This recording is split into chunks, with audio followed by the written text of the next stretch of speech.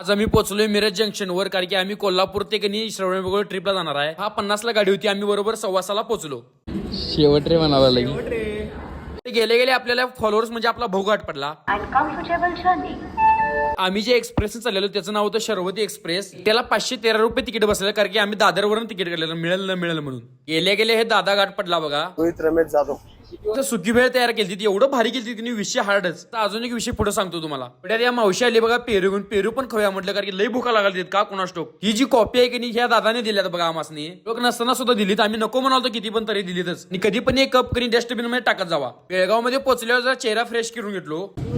इकडे वातावरण वांड म्हणजे वांड आहे. न पुढे आम्ही धारावडामध्ये पण पोहोचलो. मग एवढ्यात तिथं मटका दही पण आलतीच लगे.